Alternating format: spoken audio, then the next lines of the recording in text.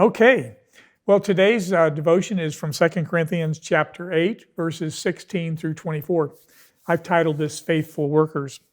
I'd like to read verses 16 to 19 together. But thanks be to God, who put into the heart of Titus the same earnest care I have for you. For he not only accepted our appeal, but being himself very earnest, he is going to you on his own accord. With him we are sending the brother who is famous among all the churches for his preaching of the gospel. And not only that, but he has been appointed by the churches to travel with us as we carry out this act of grace that is being ministered by us for the glory of God, for the glory of the Lord himself, and to show our goodwill. Okay, so a couple things here. Titus did not need to be talked into this. He was willing to go. And then another question you might have had, who's this other brother? Well, most scholars think it might be Luke, but there's no really solid proof of that. But whoever he is, the phrase appointed by the churches indicates there was a popular vote. He's widely known, he's well trusted, highly recommended. And so this person has also been selected specifically for this task.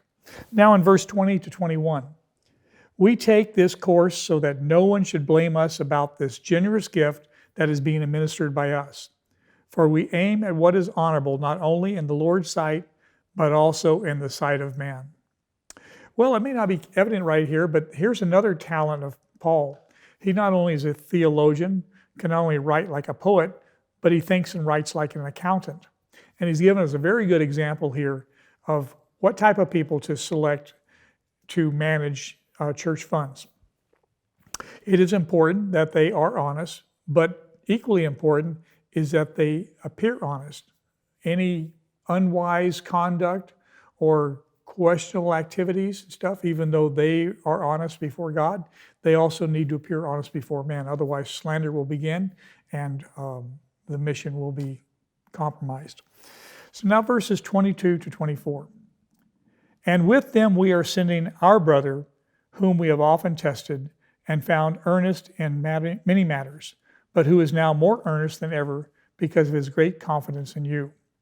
As for Titus, he is my partner and fellow worker for your benefit. And as for our brothers, they are messengers of the churches, the glory of Christ. So, give proof before the churches of your love and of our boasting about you to these men. Another brother. Now, who's this guy? Can't really know. There are, over the years, at least 8 different people who are mentioned in Acts and also in other of Paul's letters who could have been those, but no one really knows for certain. But again, another well-tried and tested Christian worker who has been selected by the churches. So what do we have here? We have a trio of 3. And these men are going to be administering this offering.